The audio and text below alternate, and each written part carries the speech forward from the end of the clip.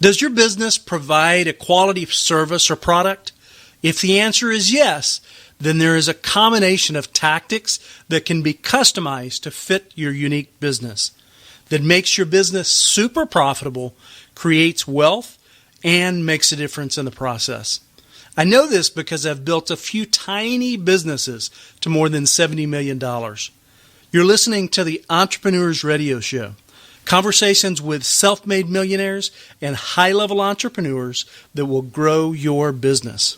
Hey, it's Travis Lane Jenkins. Welcome to episode 104 of the Entrepreneurs Radio Show, a production of RockstarEntrepreneurNetwork.com, where each and every week I connect you with rockstar entrepreneurs that explain their journey to success and what's been the key principles to finding a high level of success as an entrepreneur, so that you can see that successful entrepreneurs are just everyday people that stayed committed to taking action each and every day. Makes sense, right?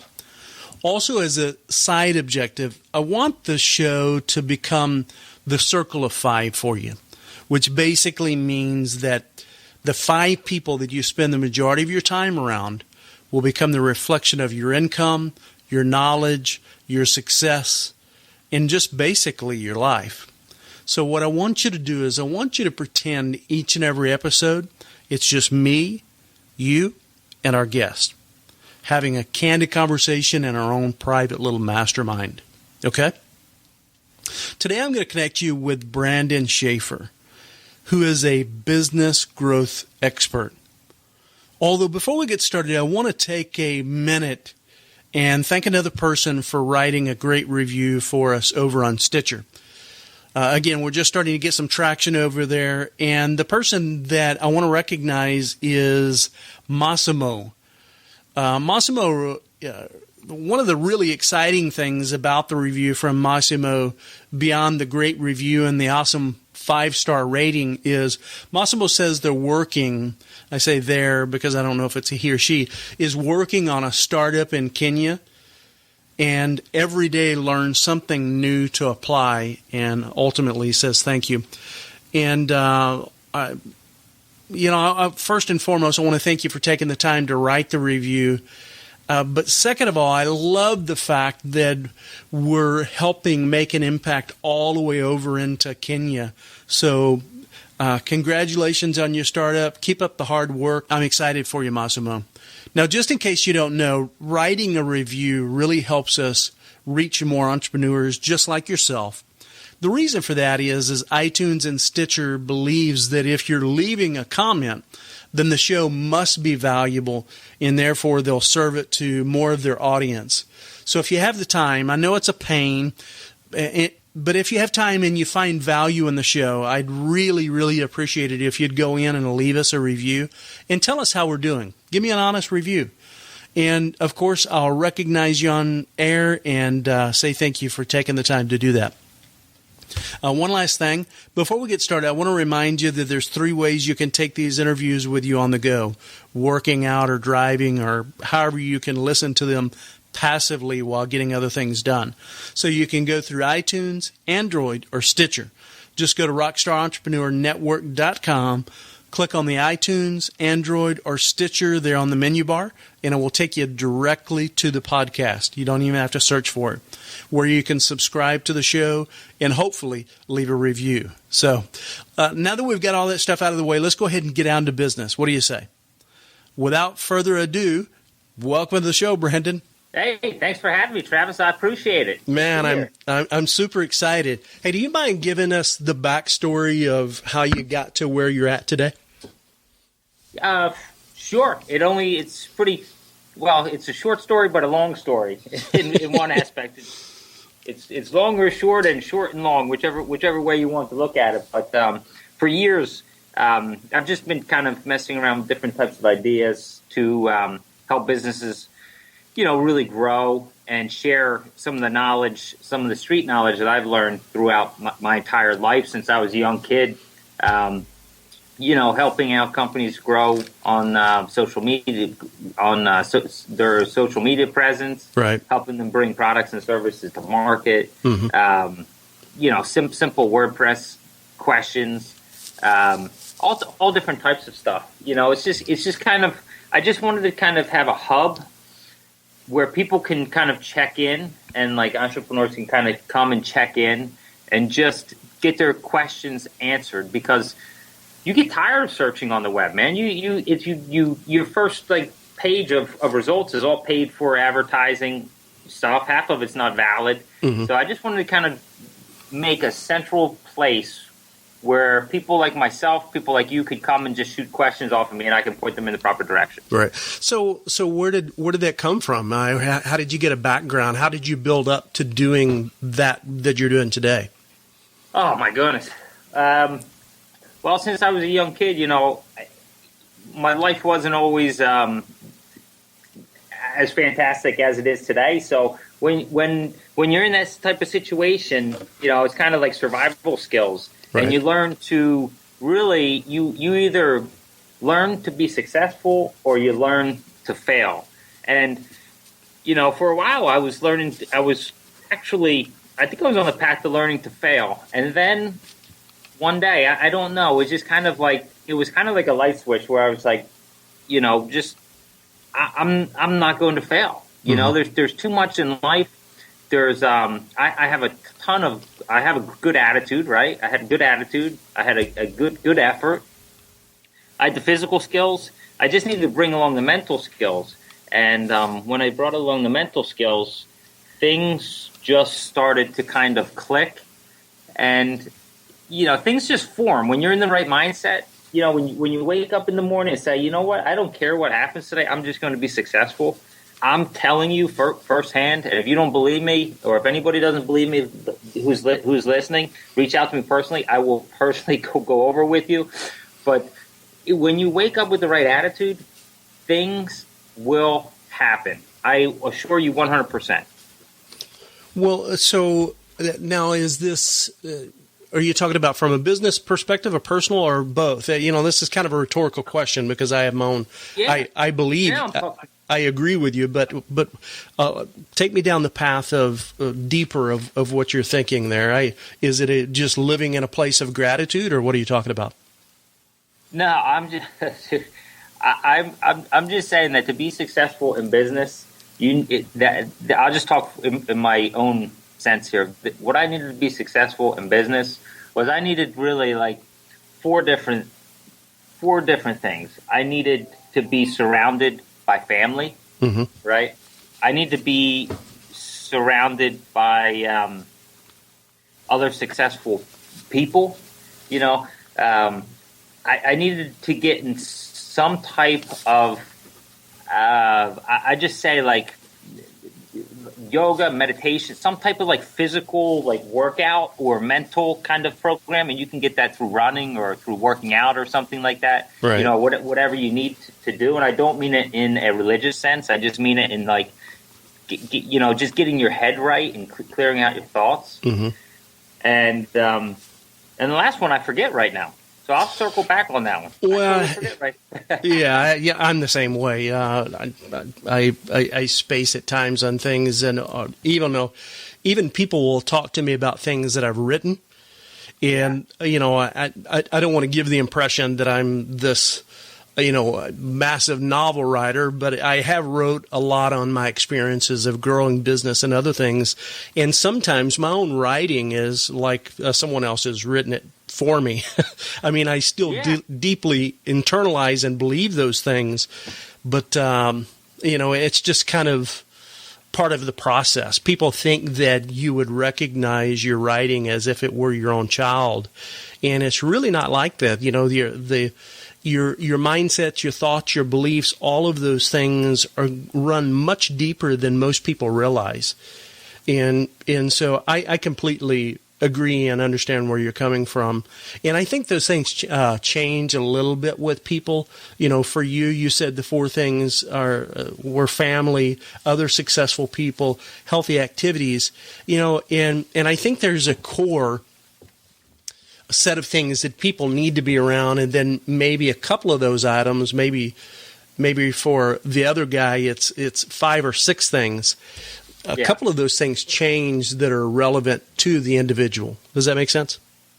Oh yeah, 100%. And this is also what I say is that, like there's core ingredients, and Travis, you have these core ingredients. I mean, I believe I have those core ingredients. There's core ingredients that make up successful people, right? Mm-hmm. So I had the core, and then I needed to get some other ingredients from other successful people, and then I needed to put them in a bowl, and I needed to mix them all up, right? And I needed to add that extra bit of salt, or not that I cook, but I needed to add. I'm just using this as an example because a lot of people can relate to it, and I talk about this all the time. Throw your core points, your core success values in a blender. Put your own kind of other ingredients in there. Put your own amounts in there. Put grandma's recipe in there, granddad's little secret, and blend it up, and then make your own recipe. And that's what's really going to propel you to success, is when you kind of put your own twist on things. Because, like for me, I always wanted to be like somebody else. Like I would see somebody that was successful, and I would want to be like them. So I would do everything and mimic about them. But people like me, right? And they like my spin on things. They like the way I talk. They like the way that I portray things or share things.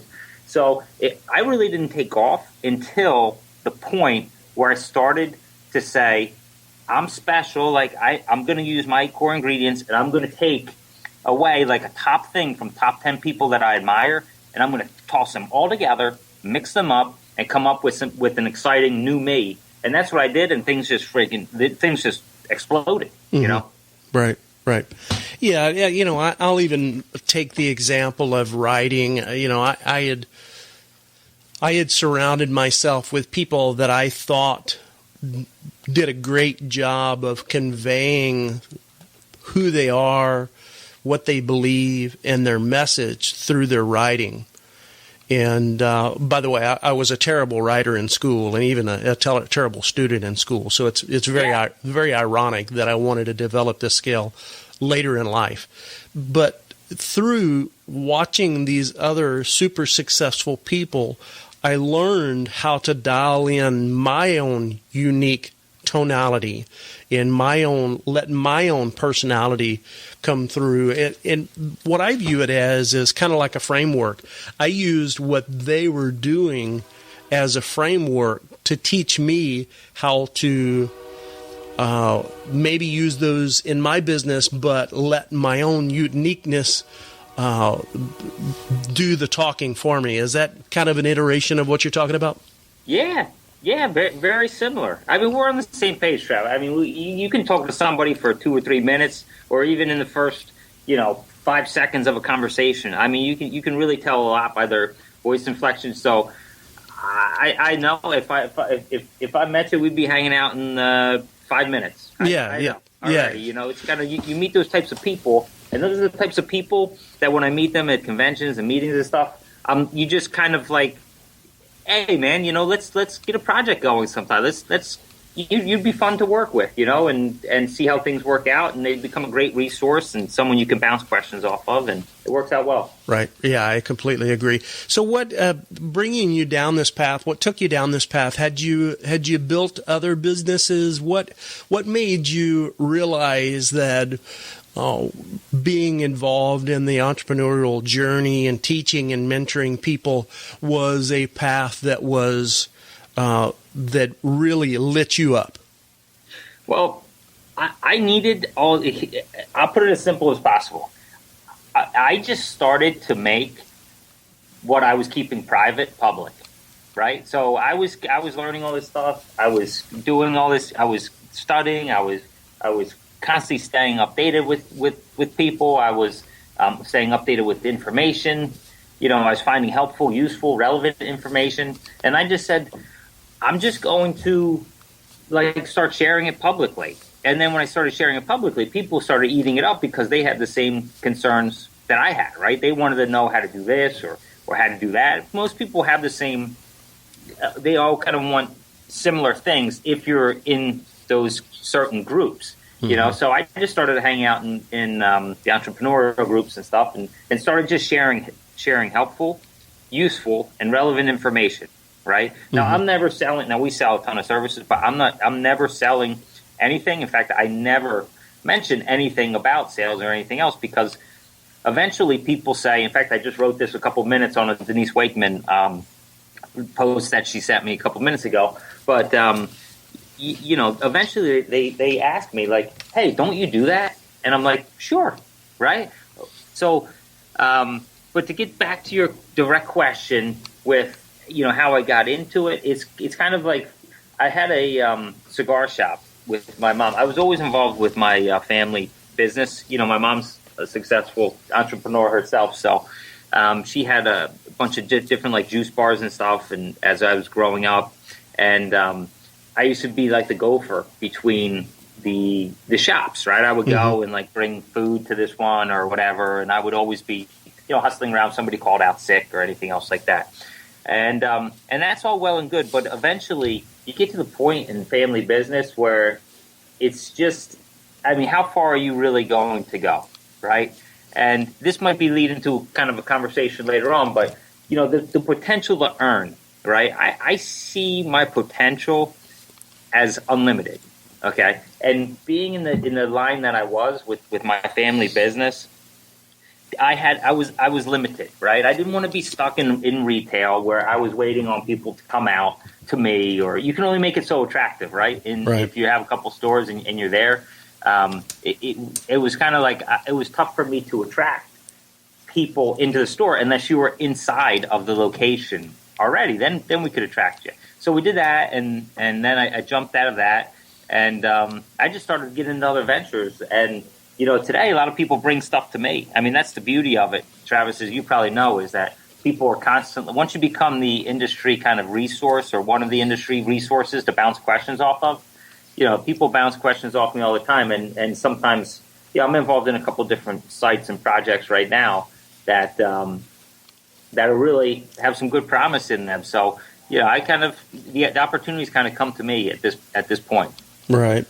Yeah, I'm to the point to where I'm actually going to look at potentially partnering with people that I believe in their business. And, I come in and slide in infrastructure under their business and show them how to scale it. Because that's what a lot of people are missing is taking a quality business and then putting an infrastructure in it, making it consistently profitable, and then scaling it to that next level, right? Yeah, for sure, 100%. And you get a lot of those opportunities coming to you because the people are looking for that type of guidance. So after working, I understand the intricacies of family businesses. There's some positives, and there's a whole lot of negatives that come with that. Because there's just not the natural elements that need to be present when the employees are family members. Employees need to have the job and need to be able to follow the guidelines and all of those other things of a business. And so there's a whole lot of elements to that really prevent people from reaching their true potential. I know I'm going to step on some people's feet by saying that, but it is what it is. I think I already stepped on a couple people's feet in saying what I said. So, right. Especially my families. Right. But they'll understand their family, right? Yeah, exactly. So after growing up, and that tells me a lot. Growing up in an environment around an entrepreneur is an education in itself, because my father was self-employed also. And so I got to see things from a complete different perspective. I was expected to go to work by the age of 11 years old. And I had money and vehicles and things way before all of my friends did because I was out working every holiday, every weekend, or not every weekend, but a lot of weekends and all summers. And so, it was really, I had a problem with it as a young man, and then I grew to realize it was really an advantage to me as I got older.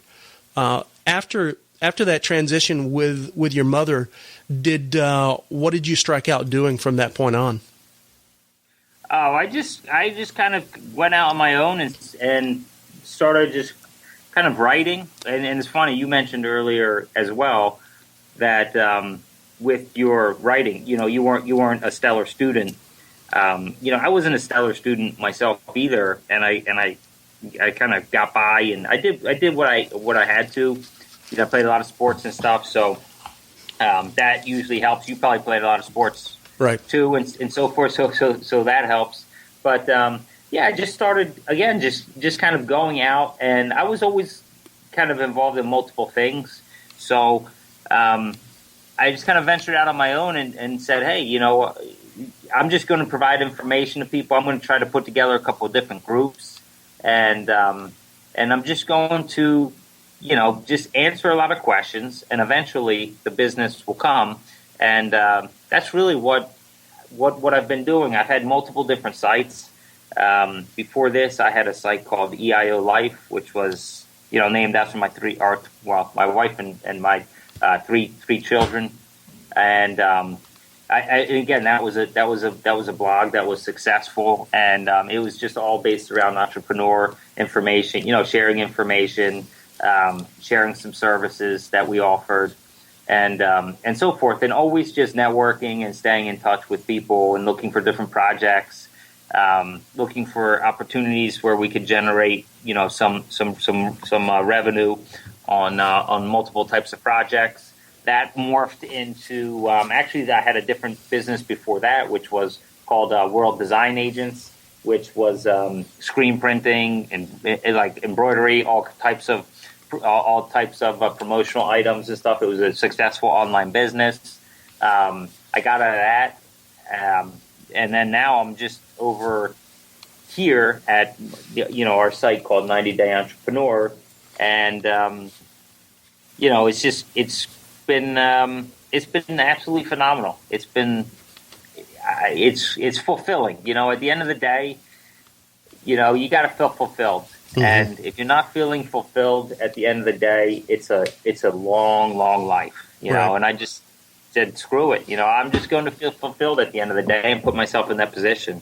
So that's kind of where I'm at right now. Right. Yeah, one of the things that I see that you, as your business model of scaling up this business, is placing your focus on helping people rather than selling, which I think is a lesson in itself. Focusing on a sincere connection and finding a way to bring value and be of service to someone. And then if a sale occurs naturally, organically, then good. And if not, that's okay too, right? That's what I see as your approach with that business model. 100%. It's not even, once you're the industry research, this is the funny thing, is that once you become the industry kind of leader or resource where people go to ask questions and they know they're going to get an unbiased question from you, it's not even a sale then, right? It's like picking up your fork and knife and eating and cutting your food, because you're helping. You just become a utensil to help businesses and people get to where they want to go. And it's not about the services and stuff, because this is the one thing that drives me nuts. Okay, this is one of the one things that drives me nuts. People want the instant answer. They want the instant solution, and they want to know the one thing that's going to change the way they do business, right? So people call me up all the time and say, "Hey, can you quote this up or quote this out or so forth?" Like, how am I supposed to quote something when I don't know about you? I don't know about your likes. Like, in a 15-minute conversation, I could rattle off 10 or 15 things, subtle suggestions, right, that are probably all free for you to do, and they would help you out tremendously.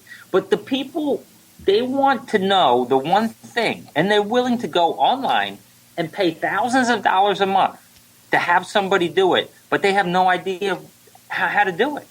So do you feel that way? Do you ever see that, Travis, with people, like sometimes with with business or something, looking for the quick fix or that one answer or that one thing? Yes, yeah. The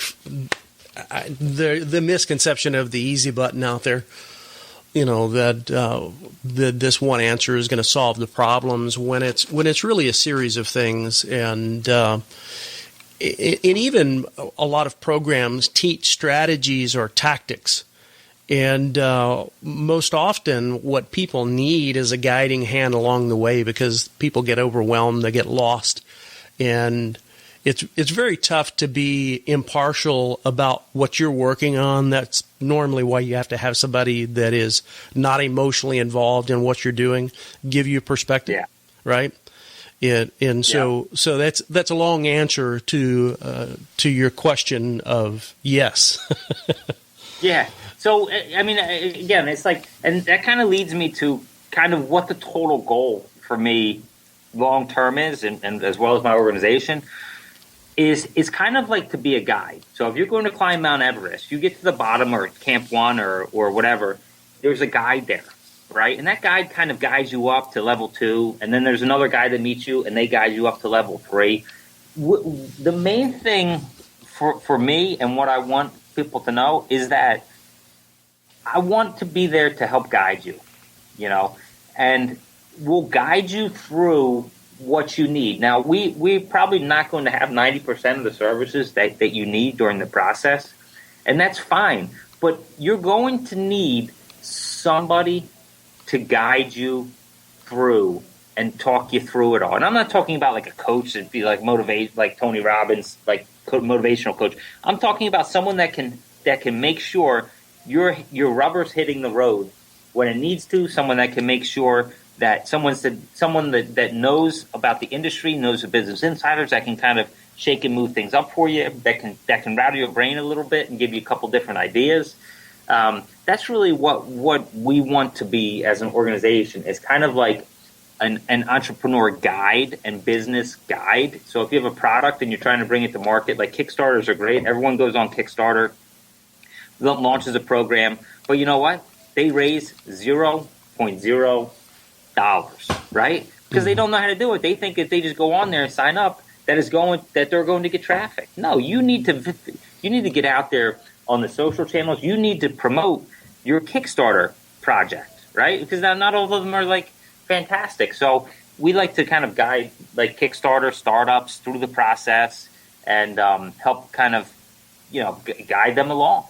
How does that sound? Yeah, let me add some color to that, because it's an interesting observation, and it's an observation that I've made also, is where I think a lot of people go wrong is they ask someone for guidance that is not in a position to give them impartial guidance. Yeah. And so I'm going to draw a simple example. If you ask a surgeon, should he operate on your knee, what do you think he's going to say? Yes. If you ask a pharmacist if you should take medication for it, what do you think he's going to say? Yes. Yeah. And it's not even necessarily that they're out to do something dishonest. It's just what they believe. Yeah. Right? And more interestingly, or a better solution to that, is find someone that understands your problem more globally and can guide you to the best option based on your unique situation. And that's what I hear you saying. Yeah, 100%. And they're not going to like with us. Like I know a lot of companies would guide you into what services they have, and that's right. The other thing too is like about having a bias. Like like we're not specifically guiding you into services. Like probably one of the most empowering things that we do as an organization is we'll pick and choose who we want to work with. So people will come to us, or companies will come to us, and we'll have a conversation for 45 minutes or a half hour or however long. At the end of the conversation, we might say, you know what, it's just not a right fit. And when you can walk away from business like that's being handed to you because it's not a real fit, you're in a real place. You're in a proper place, and it's going to help the client out in the long run, and it's going to help your company out, right. And my company out in the long run as well. That is probably one of the best things that has ever happened, as well as learning to say no, right? Because people come to you with business, you want to take advantage of the opportunity, and the opportunity is really not a good opportunity, and you take advantage of it. The best thing you can do is learn to say no. Right. That's what I would say. Right. Well, I work with a lot of businesses, and one of the most common problems with businesses that are not making a profit on a regular basis is they are spending the majority of their time, at least 80% or more, serving people that are not their ideal clients. Yeah, exactly. And exactly. I always say they're losing money in the process, and they don't realize it. Yeah. Well, that's the thing, is that you want the business, but I always say you got 10 cupcakes, or you got to sell cupcakes. You want to sell 10 cupcakes at $1, or do you want to sell 2 cupcakes at $5? Right. Which ones do you think you can support more? Which ones do you think are going to cause you to create more high quality? Right. It's the 2 cupcakes. Now, that's a perfect scenario, but in the perfect world, you need to find that balance, and you need to, by saying no, you're actually helping yourself with a lot of stuff, because it will open up opportunities for you to be able to say yes to other things. But it's a balance, like in anything. It's a life balance. Right. And so one step further with that example on the cupcakes is most businesses are set up to where they have to sell 10 cupcakes every day just to break even. Yeah. And see, that's the problem. No business is going to perform at optimum levels every day. Yeah. And so what happens is a business, once it's set up properly, should make profits even on a poor day, right? And so I would imagine in your example, every shop out there could sell 2 cupcakes, right? Sure. On average. And of course this is a crazy example, but just to continue it through, assuming that 2 cupcakes or maybe 50 cupcakes for a day is all you need to sell to be profitable instead of 500, right? Yeah. And in so many businesses, they have to hit that 500 mark every day. Well, most businesses will do 300 one day, 600 another, 400, 200, 500, right? Yeah. And if the pricing model was set up right, you would have been making a profit as soon as you hit 200 on every single one of those days. Yeah. Well, another big thing is that people new to business go out, and I'm guilty of this too. When I did my whole screen printing and that whole business, which ended up being successful, thank goodness. But I went out and invested immediately. I'm going to do this. I went out and invested in the very best equipment, right? Mm-hmm. I didn't even have any customers. Right. I went out and invested. I just felt like, hey, if I have good equipment, there's customers are going to show up. In construction or something else, it's like the new truck, the new tools, the new here, and you have no clients. Just like you just start off small is what I tell people, And then the other thing is they get suckered into these advertising programs or these pay-per-click stuff, or everything's online now. So people think that, hey, you can just go online and do this. And then next thing you know, you're paying for this service $20 here, you're paying $15 here, you're paying $60 here, another $100 there, $15 there. The next thing you know, you're paying out $300 or $400, and nothing is happening, right? Because if you don't add your personal touch to things in the world, believe me, people love personalization. If you're not adding a personal touch, it's probably not going to work out for you this morning. In fact, I just quoted that this morning. It was make your business personal, and your business will succeed, or something like, or one of those things. I don't even know what it was, but it was something. I just shared about that this morning, earlier today. It was brilliant at the time. It was brilliant, I'll tell you, Travis. It was totally brilliant. Yes, everything's brilliant when you're not live and on the air, right? So, right. It just works better. Yeah, there's something about that memory doesn't like to work when you're under pressure. When the spotlight's on, that subconscious acting up on you, right? Yeah, 100%. So why 90-day entrepreneur? Why? Explain that to me. All right, so I went to go see. First of all, I went to go see an author who just wrote. Oh my goodness, he's a professor at Wharton, right here in Pennsylvania. Wharton School of Business. I went to go see him speak, and it was like on why people actually do things. Okay. So I wanted to, and he shared a lot of good stuff. So I immediately came back, and I kind of changed things around because I wanted to have kind of like a call to action in our title, right? Okay. So the 90-day is, hopefully, this is what 90 days. Hopefully it means that within 90 days we can teach you to get up on your own 2 feet, right? And we can teach you to walk and kind of do a lot of the stuff actually on your own that we're teaching you. So basically, we're giving you basically like 3 months. You know, the 90 days is really our trial period to see if we really want to continue to work with you. I mean, it's subliminally. I shouldn't be saying that out loud here, but really, after 90 days, we're gonna do all kinds of validations and checks and see if you really are a client that we feel we can take to the next level. If you are, we'll kind of continue to work with you. If not, we'll kind of part ways at that point. It might sound crazy that we're kind of doing that, but within 90 days, if you're not actually implementing some of the stuff that we're suggesting, and we'll do it all for you, but you need to add some personal skin to the game. You need to add your personal touches, because we're not going to be there forever, and you are.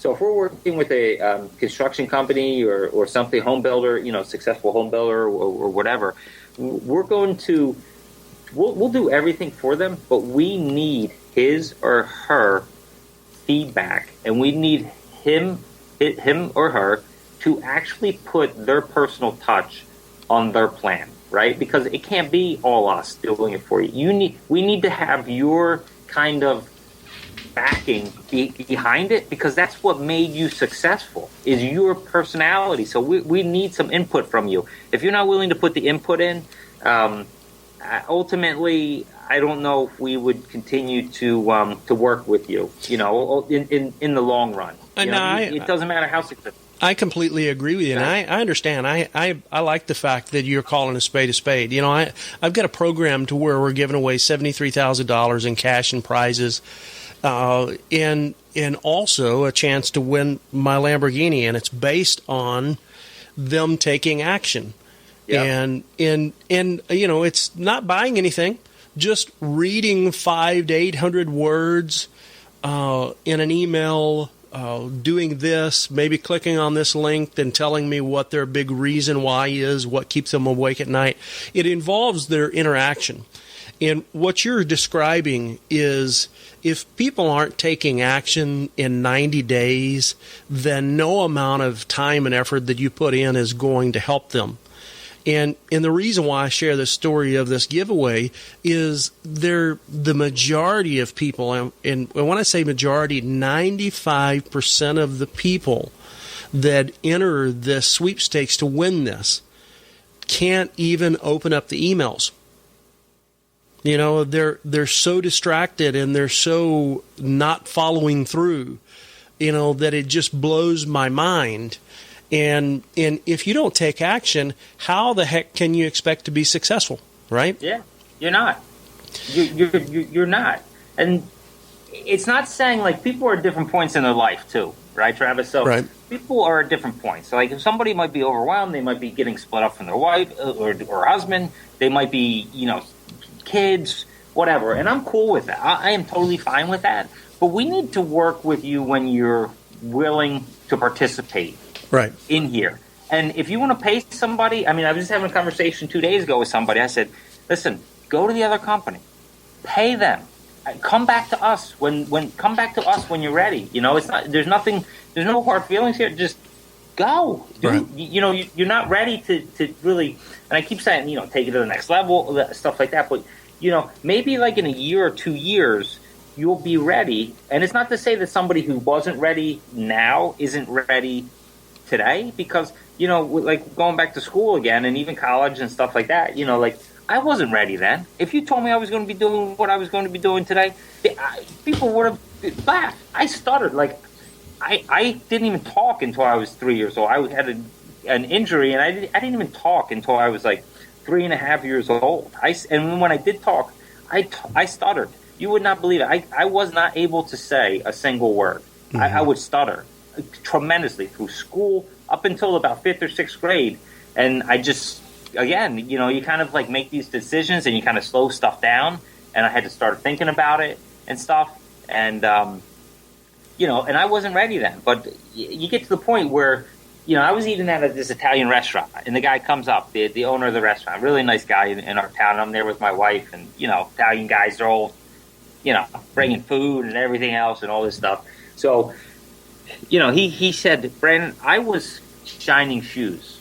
And one day I said, screw it. I'm in America, and I'm going to be successful. And boom, that was it. He said he never looked back. He never, ever looked back. And now he's got this tremendously successful, Italian restaurant, but if you have the will and you have the determination and you really, you can do it. Mm-hmm. I mean, Travis, did you think, what did you think you were going to be doing when you were growing up?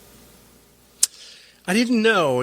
I had this crazy innate feeling that I was going to be successful, even though I come from a very low income background. Yeah. I didn't have any clarity, and I surely didn't think I was going to be teaching anybody anything because, I barely made it out of high school. I mean, I think they finally just said, give this guy the last credit and get him out of here, please. Oh, yeah. So, hey, Travis, you have to talk to my buddy Aaron Fessler, who owns Twine Social. Oh yeah, you gotta reach out to him, man. If you're giving away a Lamborghini, man, he's got a whole racing school out there in Vegas. He's got all kinds of cars. You go out there and race him around and stuff like that. You ought to get him on the show sometime. Oh yeah, send him my way. I've been wanting to drive one of the open Grand Prix cars on the track. Oh yeah, he doesn't have that, but he's got like Ferraris and Lamborghinis and all kinds of cars. They go out on the street and like do a tour and stuff like that. But he's a great guy for you to talk to too, man. He's a shaker and mover. I'll send you his information. Yeah, definitely send him my way.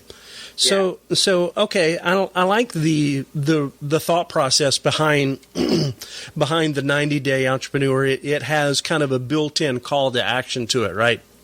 Exactly. And one of the reasons why I ask so many questions is I really like to get down. I like to understand why. I'm one of the reasons why I was such a terrible student in school, and it took me many years to figure this out. Is I don't follow directions very well, and I push the button that says "Do not push." And because I had an overwhelming desire to understand why and what happened if I did. And so I come to realize that was a strength. And that's actually what made me successful is I had this insatiable desire to understand why.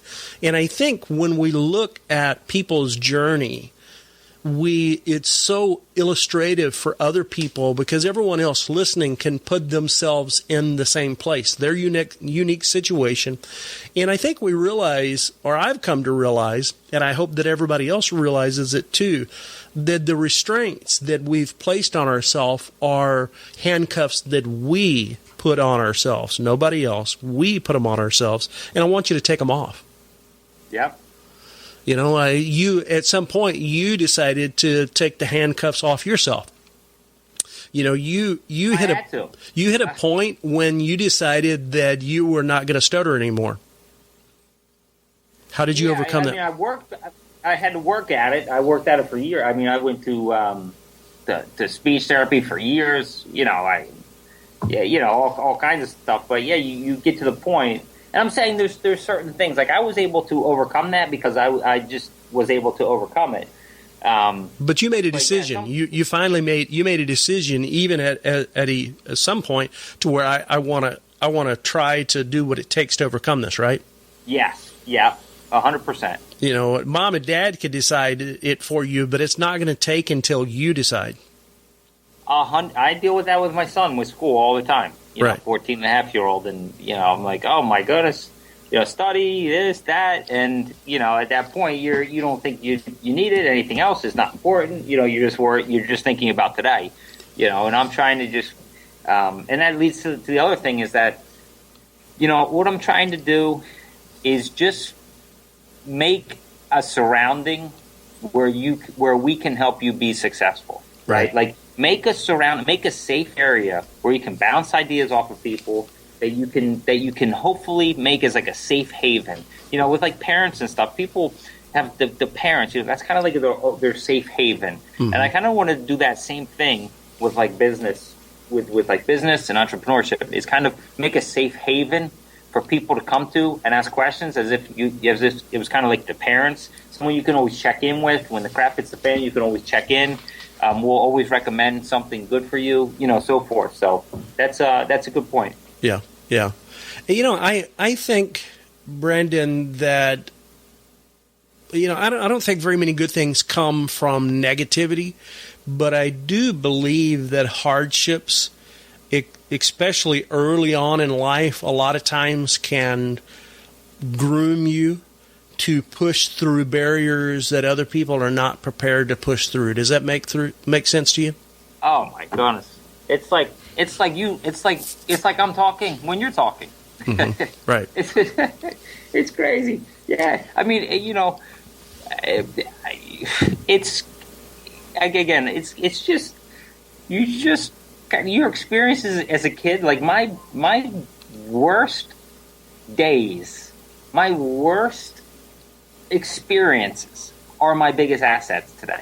Right. My worst point when I was this or that or whatever, those experiences are my biggest assets today, because I raced the game. I mean, I went through everything, like,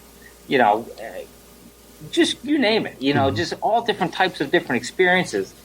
And again, but you know what, in those experiences, here's the difference, is that those experiences that I went through, and just growing up, and everybody goes through different experiences. Mine are probably no worse than anybody else's, but, when you're a kid, everything's a big deal, and your experiences are the most important. So those experiences, people either take those experiences and they let those experiences hold them down, right, and limit themselves, or they take those experiences and they say, I'm going to use these things as building blocks here, and I'm going to do something about it, and I'm not going to get burned again, and I'm not going to do that.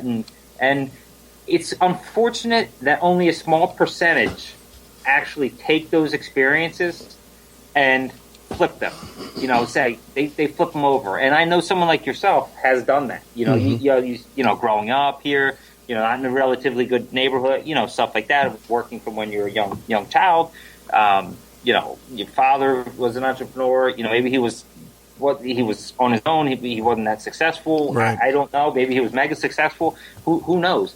But it's kind of like you could have whatever life you want, right? You could grow up with all the money in the world as a kid and end up doing nothing. You could grow up with no money and do nothing and do everything. Right. So, but it's really, I say this too. Pick your 5 friends. Pick your 5 closest friends. You probably heard this 1,000 times, Travis, but pick your 5 closest friends. That's who you are. Right. If one of those people aren't who you want to be, then start to work your way into a different group. Or, like you are who you hang around. And that's so vital as kids too. Like you're hanging around with different types of people who are doing this, doing that. And it goes so true in business as well. You are who you hang around. Right. Yeah, I completely agree with you. Well, I've got a 14-year-old daughter, and she's going through a tough time with some things socially. And her mother, it's just killing her mother. And I said, hon, she's growing, she's learning, she's skinning her knees right now. She's going to be fine. And, it's, and it is painful to see your child go through those things. But they, on the other side, I'm anxious for her to learn because she is bright, I know that she'll come out of this stronger and with some wisdom. When I dealt with those problems as a young man, I sat in my room and I thought about what I needed to do to turn those things around, and those shaped who I am today. It made me tough, made me harder, made me, I've said this before. Entrepreneurship is kind of like a fireman. We train ourselves to walk towards what everybody else runs from, right? Yeah. And when I was a kid, that's what I was training myself to do. I was having to walk towards what I was afraid of rather than run from it. Yeah, 100%. Yeah. And those things today are what really drive you. I mean, what you don't want to go back to that spot. So you do everything you can possible. And then with your daughter, I think you have another 2 or 3 years of going through that. Right. That's like 13 to 17 or 13. So Right. I'm going to be there too. I have 3 kids. So I got the 15, where we have the 14-and-a-half-year-old, 11-and-a-half-year-old, who's our daughter, and then 7-and-a-half-year-old. So we're going through the same thing. And in relation to entrepreneurship, having a family life and having balance, you need that in business, right? I think all successful people need to have some type of like outside relationship. I don't care if it's a partner, wife, husband, family, whatever. You need to have that balance, and that's one of those core success traits that I talk about is family. And family doesn't need to be blood. It can be a friendship. It can be a relationship. You need to have a couple strong relationships. You'd have one super strong relationship, and then you need to have a couple other like semi-strong where you can just count on people. And you being there for your daughter is another thing too. Is like, how special is that your daughter can come home and have you listen to her? It's like that's life. Right? I mean, the business is the business, right? But right. When you're hitting on all cylinders, and you're successful, and you can apply the business success, you can apply your family success, you can apply your attitude. There's nothing stopping you, right? So that's really what I have on that. Yeah. So the 4 things: family, other successful people, healthy activities, and has the 4th come to you? No, surprisingly. Hold on, I'm gonna look it up. I've really been having a good time talking to you, man. I feel like we're brothers. Right, we are. We definitely are. Hey, so listen. I haven't done anything since I haven't even been multitasking, Travis. Sweet. Sitting back talking. We got to talk again, man. We're having a good time. Yeah, you're totally present. And now I got a question for you. Why you looked that up? Okay. Yeah. Are you ready for the lightning round? Do you need to do anything to get your blood circulating to get ready for the lightning round? I'm ready. I mean, do you need to drop down and do push-ups? Do you need to do some pull-ups or anything like that? Or are you just ready to go? I'm ready and ready to go. Right. Okay. So now I did send you 3 questions. We're big about just having a natural, organic conversation. But I did send you 3 questions, and I wanted to give you a little time to think about them. And so the question was, what book or program made an impact on you related to business that you'd recommend, and why?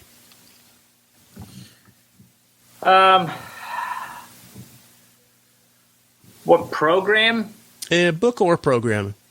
Book or program? I'd have to say,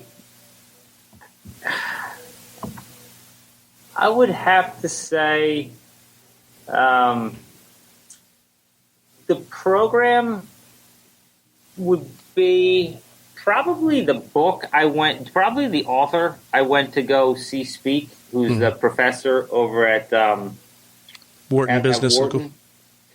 Yeah. And I would have to say that his presentation was probably one of the most powerful that I've heard, and that would definitely be the difference for me. What do you remember the name of it, and why did it make an impact on you? It made an impact on me because it just made sense. It was so simple that it just made sense. So it turned a light on for you? It definitely turned a light on for me. And so this was a pivot point in your business and your life, or both? Oh, both. Yeah, everything. Now, you said he wrote a book and he did the presentation on that book? Is that right? Yeah, the book was called Contagious. Oh, yeah, I know the book. Yeah, the book was called Contagious. Mm-hmm. So, and it was written by Jonah Berger. The book was called Contagious, and it was written by Jonah Berger, Jonah Berger. Yeah, he talks And about how something spreads, right? Exactly. Why things catch on, something like that. Right. Okay, cool. Yeah, I'm definitely familiar with the book, and actually an excellent book. I listened to it. I'm a big audio book person because I can multitask and listen to books and get other things done at the same time. So I completely agree with you on that. What's one of your favorite tools or pieces of technology that you've recently discovered, if any, that you'd recommend to other business owners, and why? I don't know if it involves technology. I think it involves your mind, and I would say yoga. Mm-hmm. And I know you're probably not looking for an answer like that. I want the answer to be whatever you want it, whatever you want to say. I would think, we say technology, but I would think getting in the right mindset is very, very important, and will put you through. You're going to need to have mental strength to be successful in business, and you're going to need to be able to relate to other people, and not so much in a technology standpoint, but I would say introducing yoga or some type of mini meditation into your daily routine would be one of my one of my largest things. On a technology standpoint, from a technology side, I would say just get out there and get on the social networks and just start sharing. Talk to somebody first, but start sharing. Start sharing about your business and how it relates to your clients. What's important to your clients. Right. How do you use yoga to help you in business and life? Just curious. Oh my goodness. Well, it allows me to think clearer. Mm-hmm. It flat out allows me to think clearer. It helps me to stay balanced throughout the day. It helps me to stay calm. It helps me to just relate to people, right? It helps me to understand why somebody may be making a decision, and that it's not malicious upon it may not have to do with me. It's maybe a business decision or something. Right. So yeah, I think a lot of the conclusions that I've come to in life have come from deeper thinking. Yeah. And today, with all of the technology and all of the everything going on, the one negative that I see is it is not conducive. It keeps you at surface level thinking, right? Yeah. Emails, text, tweets, all of these things keep you, 3 to 5 inches deep in, which is not very deep. Whereas if you can get past the crust and get beyond all of that distraction and all of that stuff, and sometimes go down 15, 20 stories and think about what's going on and why it's happening and what needs to be done.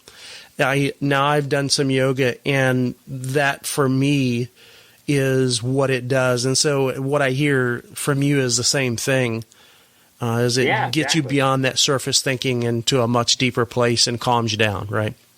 Yeah, 100%. I think it's important for everybody to get in touch with some type of inner self or whatever you want to call it. I don't want to go too deep off the deep end here or whatever, and I'm not on the deep end at all either. But you know what I'm saying? You just want to get in touch with some type of inner being or whatever right. It is. I don't know, nature, your dog, right. Whatever. Yeah.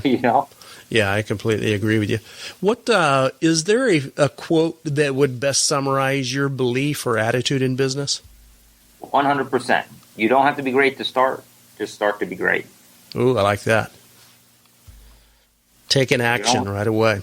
You don't have to be great to start. Just start to be. You can tell, Travis, that everything I do involves some type of action. I mean, if you haven't noticed, yes, definitely so far. So, did you come up with that fourth? I didn't. You know what? I'm going to have to circle back. It gives me a reason to get back on the show with you one time, man. That's right. I got to see. There's another call to action. That's right. We're filled with call to action. I'll email it to you. You're opening a loop. I'm opening the loop. That's right. I've read that book too. That's a great book too, man. That's awesome. Yeah, that you'll close in another interview. Yeah, and then here's another one. Just real quick. I know we're winding down, but the how to get someone to like you in 90 seconds or less. I don't know who wrote that, but as a book and stuff like that, that was a pretty good book that I liked as well, because it kind of broke it down. You know, it gets a little bit deep on things, but it kind of broke it down into, you know, how people think and stuff like that. Very cool. I'm going to have to check that out. Hey, how do people connect with you, Brandon? They can just go on 90dayentrepreneur.com. I know it's tough to spell. If you Google it, it will come right out. Just try to spell entrepreneur as best as possible, and it's 90dayentrepreneur.com. They can just go on there, request a consult. Just hit that. It doesn't opt you into like some email list or any junk like that. You'll hear back from myself. And I'll either work with you directly, or I'll get you set up with one of our business sponsors who will take you through everything. Excellent. Thank you for that. Remember that you can find all the links to the books and the resources mentioned in the show notes. Just go to rockstarentrepreneur.network.com. It's a relatively new site we've been building out that's completely focused on giving you resources to grow your business. Before I close the show today, I want to read a quote from Mary Ann Radmacher. And the quote reads, "Courage doesn't always roar. Sometimes courage is the quiet voice at the end of the day saying, 'I'll try again tomorrow.'" This is Travis Lane Jenkins signing off for now. To your incredible success, my friend. Take care.